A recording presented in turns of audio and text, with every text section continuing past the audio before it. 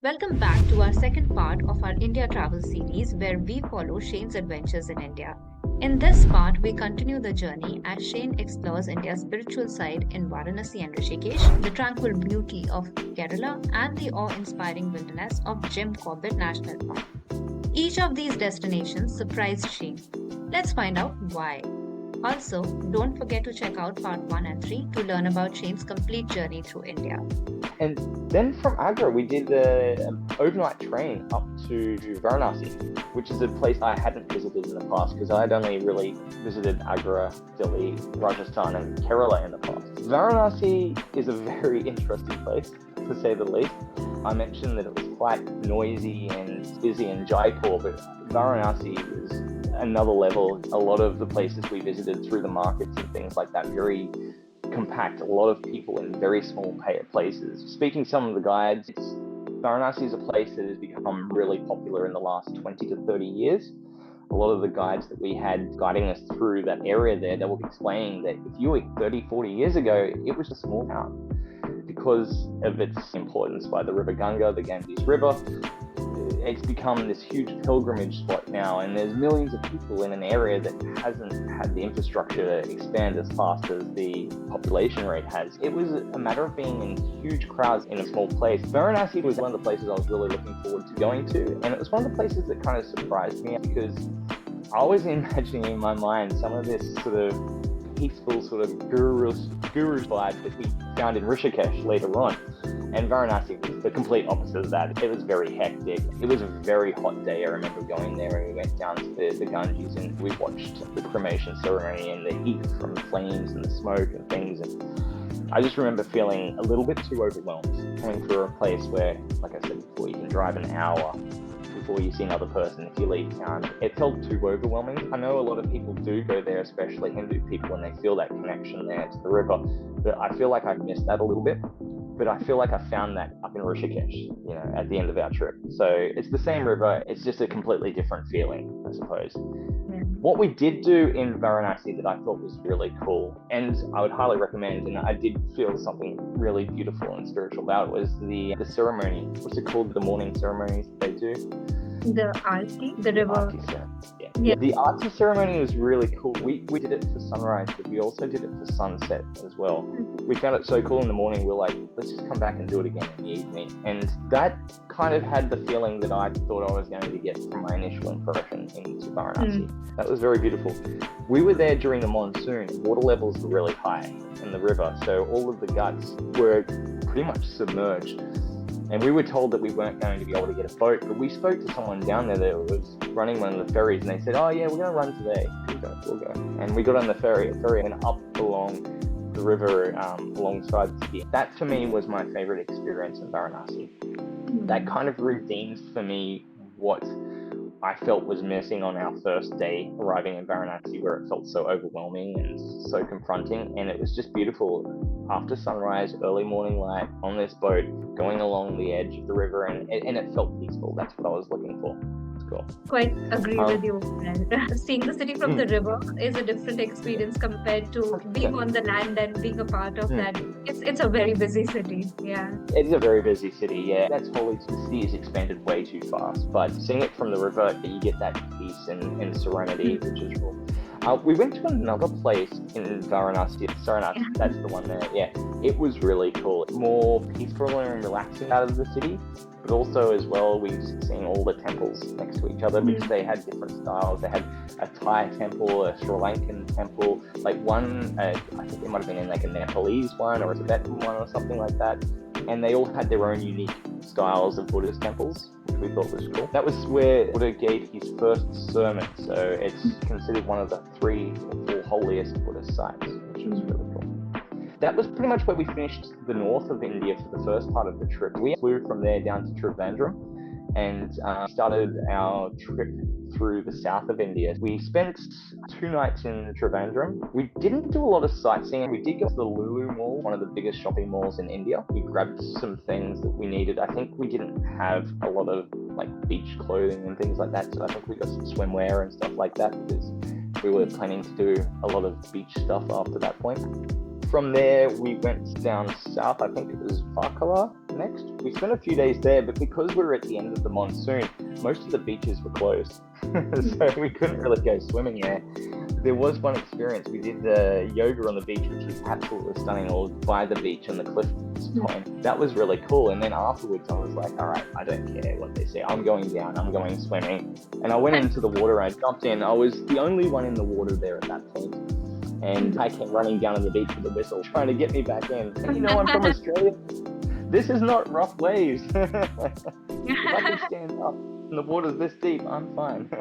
But yeah, no, they obviously weren't too keen on that. I got to jump into the ocean at least anyway, which was nice. We also went to a Hindu temple up there, which was one of the very important Hindu temples. From there, we stopped at a place just before Kochi and ended up doing backwaters. So we did an overnight on the backwaters.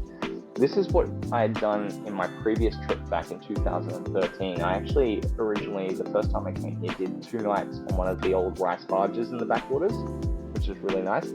We just did a day trip on the rice barge into the middle of the backwaters there and stayed on an island somewhere in an old sort of rice plantation. I think it was a Portuguese colonial home, it's a Dutch colonial home, sorry. Beautiful place, and I highly recommend for anyone going down to the south. The backwaters there in Kerala is just stunning, idyllic. Miranda and I are big fans of wildlife and bird watching, and the amount of birds we were spotting there just from the edge of the rice barge, all the different types of kingfishers and things like that. That was really cool. So we really enjoyed that part, and staying overnight on that little island was really nice. We got to go out and see some of those traditional little boats. They had, I don't know the name of the boats, but they had the long poles that they can push people through the water with, which is nice.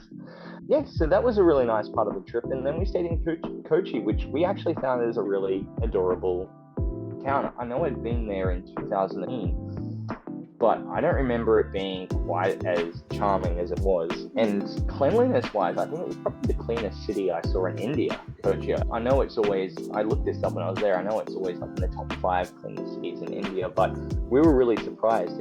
It just was really relaxed. You know, people weren't very pushy when you're going to markets and things like that. We really enjoyed that vibe down in the south. It was nice. And Kochi, if people aren't aware, it's a very historic port. It started off with the trading with the Portuguese for spice back in the 1500s, and then the Dutch came through in the 1700s and built up the fortress and a lot of what is now the historic colonial city. And then, of course, the British came through and put their stamp on it. So you see 3 different styles of European architecture, along with, you know, of course, a lot of the local cultural stuff as well mixed in. And it was just a very unique blend. And also the different blend of religions, like obviously you've got Hindus, but there's a lot of Christians down south in Kerala. And we even saw an old Jewish synagogue in an area which was the Jewish side of town. And that was a really charming side of town as well. So just having that melting pot of cultures together, and it was very interesting.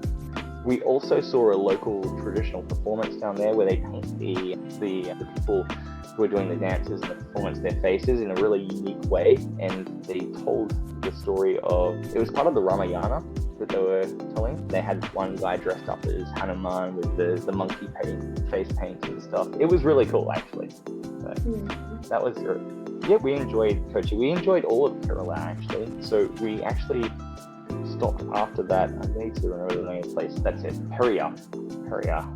That was a really cool part of the trip. I think this is one of our favorite places in India too, and we only had 2 nights in Periyar, and I could have easily stayed for a few more nights at least. It's on the edge of a really beautiful national park, and I think it's also on the edge of the Central Plateau as well, so you can see the escarpments in the mountains and the lush jungle meeting up with the mountains. It was really nice. We went out and did a walking safari in the Periyar National Park, which was really cool because there are technically tigers there. They assured us that we're probably not going to see them while we're walking through the jungle, so don't be worried too much. But we saw buffalo, we saw lots of different species of monkeys, we saw giant squirrels, we saw some species of owls and a lot of different types of birds as well, eagles and stuff like that. So that was really cool. We went to a martial arts show. I can't remember the style of martial arts. I'm sure it's going to be in my videos once we put them all together. But the martial arts, they say, is one of the oldest martial arts in the world. And They say this martial arts was the foundation of the martial arts that went on to China and became Kung Fu, and went on to Japan and became karate. I used to be a martial artist myself, so I found this really interesting. They did a lot of stuff with fire twirling and fire fighting and jumping through fire hoops, which was like bizarre, but it was really entertaining. That was cool. Where do we head next? Next we headed out in Madurai for a day. We didn't get a real feel for Madurai. Actually, we were there for one night, 2 days, because I think we got an overnight train. We got a bus that arrived in Madurai quite early, and then the following day we got an overnight train in the evening. So we had 2 days there. The first day we went out, and I was at the time doing a lot of research on the India independence and things like that. So there was a really famous Gandhi museum there that we went out to check out, and it was on the opposite side of the city. So it took us a long time to get out there. And when we got out there, we found out that the museum was closed for renovations or something. That was a bit strange that we didn't get to see it. I took photos of the outside though, and I read that it had the bloodstained cloth of Gandhi after his assassination, which unfortunately I didn't get to see. But we also stopped off at a banana market, which was cool, to go through alleyways of just bananas, all different types of bananas.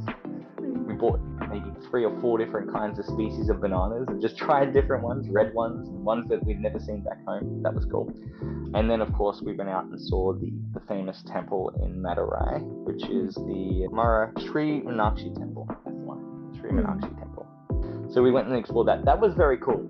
We've got photos of this that I've shared with you from the outside, but you can't take photos on the inside, which from our perspective is a real shame, because it's such a beautiful temple complex, that side there.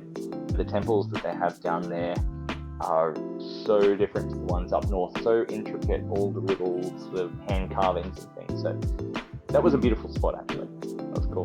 We didn't think much of the city itself, but the temple was cool. We went into the markets and we bought a statue of Ganesha that we actually have in our living room here. He's playing a guitar because I'm a guitarist, so I thought, I'll get Ganesha with a guitar. I think it's a sitar actually, but it's still cool. Yeah, I like that one. Where do we head next? Let me have a quick look.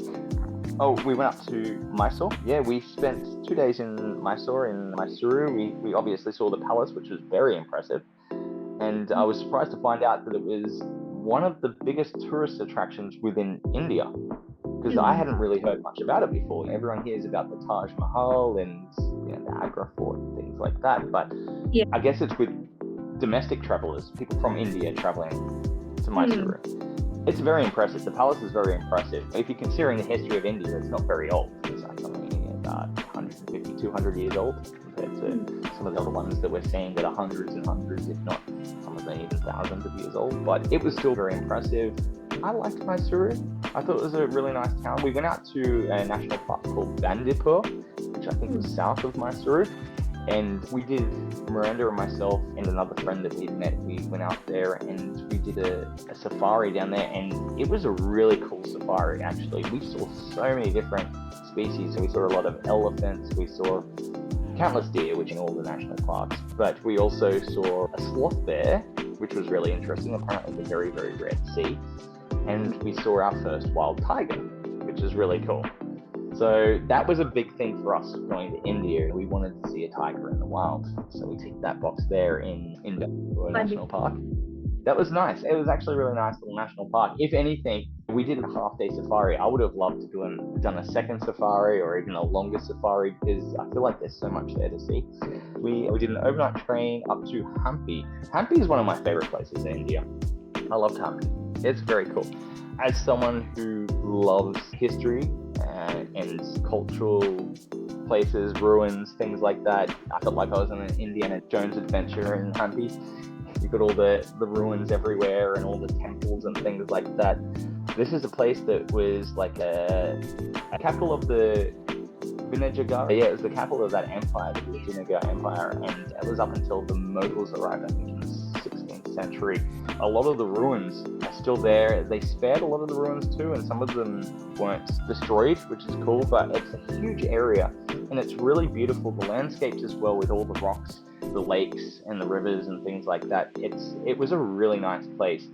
We crammed so much into 2 days of sightseeing in Hampi, and I would highly recommend to anyone who's planning a trip to Hampi, spend at least 4 or 5 days there. There is so much to explore. We got up at 6 o'clock in the morning and we were back after sunset every day, like 6, 7 o'clock. So there were like really big days of exploring. But it was one of my favorite places in India, and it's somewhere I'd love to go back to. If I ever did a trip back to India, we always say when we do a big trip to a place, next time we go back, we'll do this and this. And I think spending some more time in Hampi would definitely be a cool place to. The next place we went out to Goa, actually. We stayed in 2 places in Goa. We spent one night in one of the beachside places in central Goa. But then we went to northern Goa and we actually did a yoga retreat. We were up there for 4 or 5 days in a yoga retreat, which was cool. It was really nice. It was nice to unwind after doing all that hectic traveling. Like I was saying, we're spending like 1 and 2 nights in a lot of places. We just wanted to base ourselves somewhere for a little while and just relax.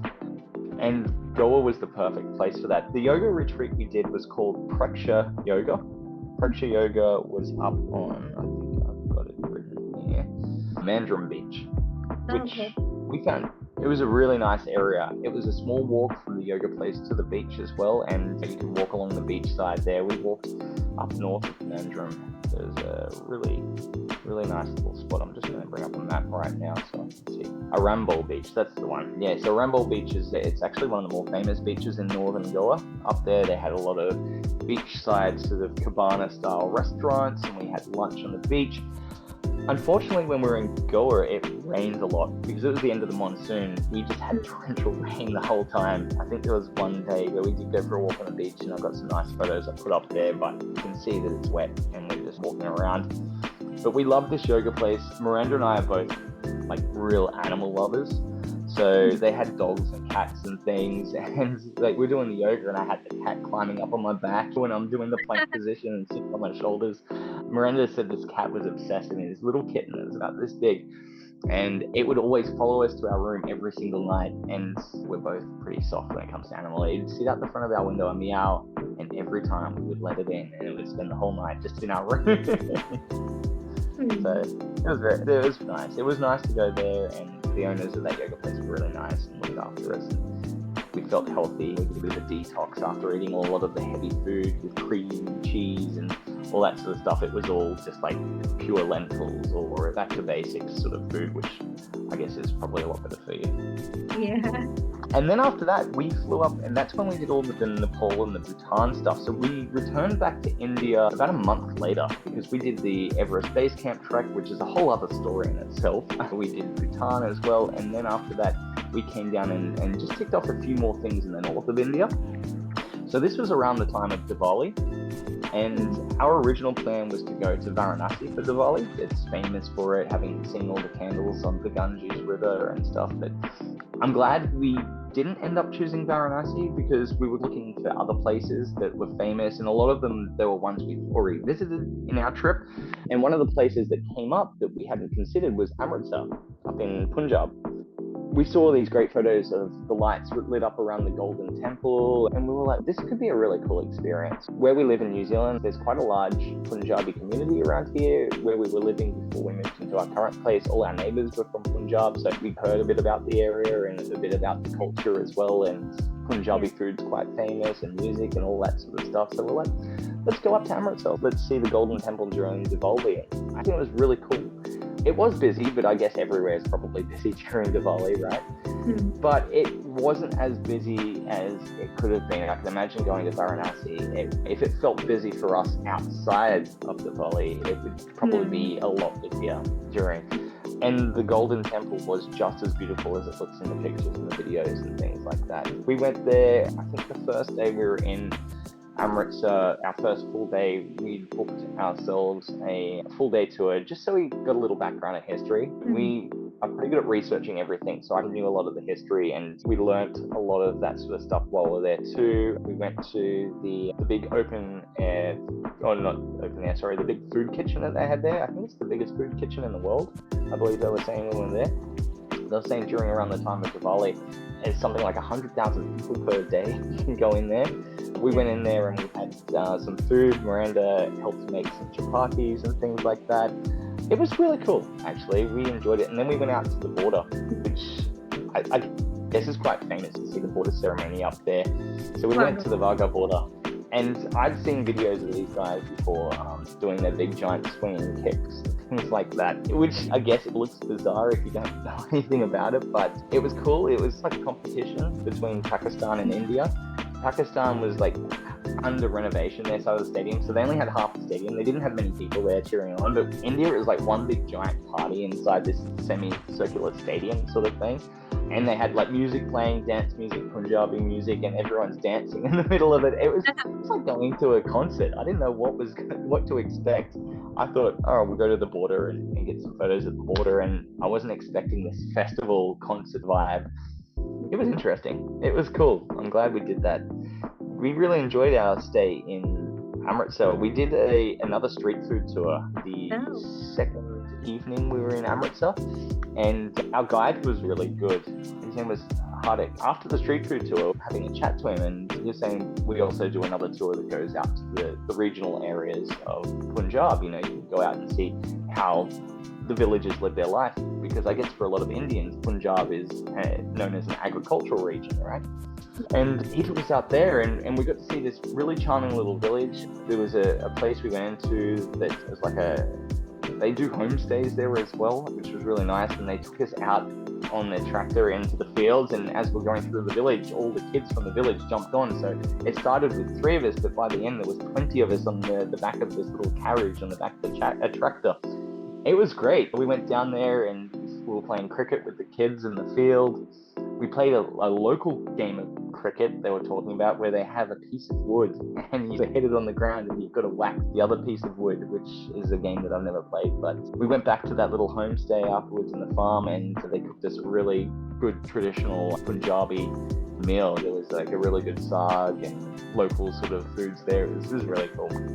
We enjoyed Amritsar, actually. We had a really good time there, and then after that that's when we went up to Rishikesh. After that, actually, we got a train to, what's the city outside of Rishikesh? A very famous place for Haridwar? Yes, Haridwar. That's the one. Yeah, that's the one we went to, Haridwar. We went there and we stopped down on the Ghats just to get a couple of photographs, and then we went up to Rishikesh. And I think some of our favorite places in India, I think we just did at the end of the trip, which was great, because after 4 months of traveling, you can easily get burnt out and be quite tired. And it was nice to do some things that we found a little more relaxing at the end. We planned it that way intentionally. Rishikesh for us was yoga and meditation. We went there for 5 days to do some yoga and meditation, but it actually turned out to be a bit more adventurous than what we planned.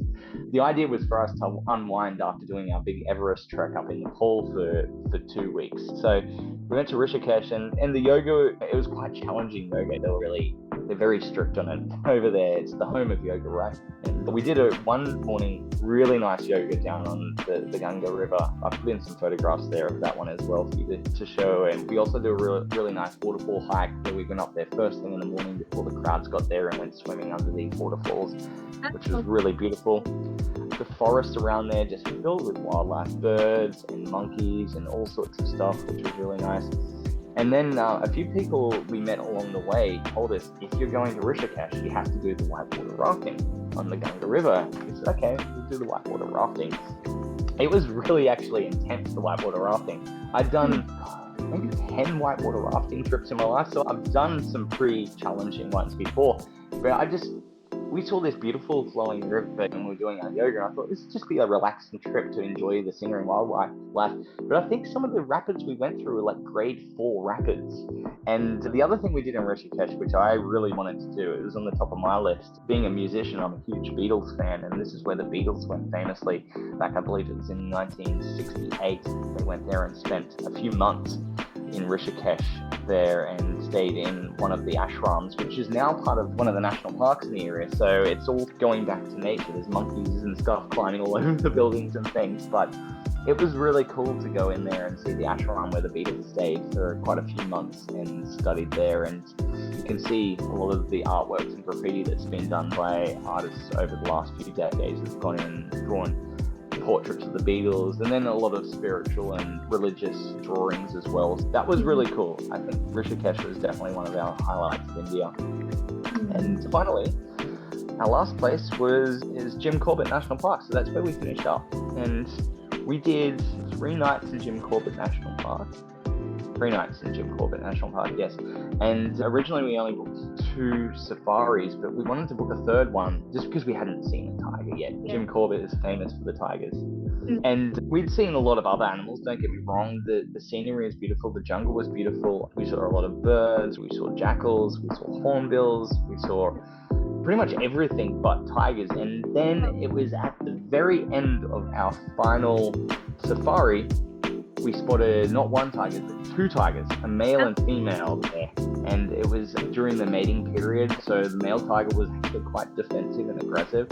We got to see quite a bit of them, although they were concealed by bushes. And it was basically time for us to leave. It was sunset, they were going to close the park, so we could have spent longer with them, but the thing is we had to get going.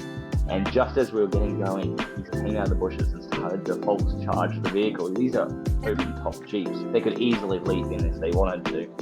And that was cool to see and hear and feel that, like, you sometimes feel like you have this protection that maybe isn't really there in real life.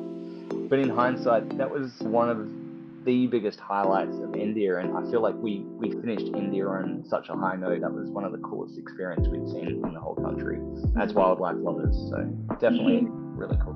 That's really cool.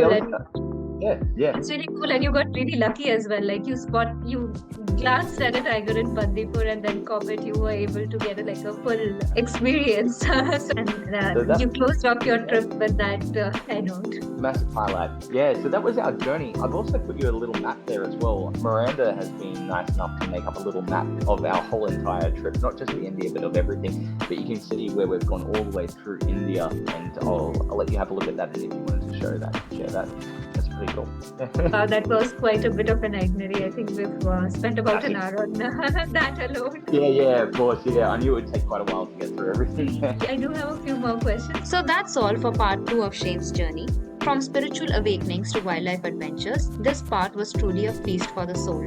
In our final installment, we'll shift gears to explore the flavors of India, Shane's unique experiences with accommodation, navigating the many languages in India, and the souvenirs he took back to remember this incredible country. Don't forget to hit that like button, share this video with your fellow travelers, and subscribe to our channel for more travel stories.